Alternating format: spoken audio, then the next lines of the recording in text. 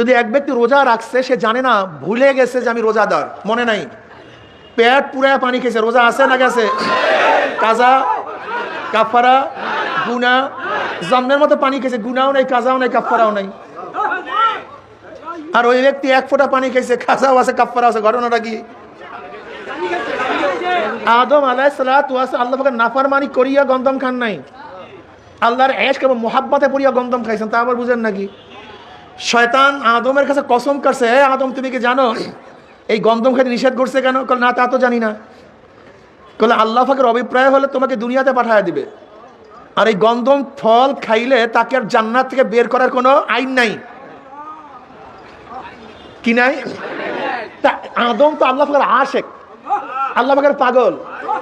আশেক কি মাসুককে রাখিয়া যাইতে চায় না তার সান্নিধ্যে থাকতে চায়?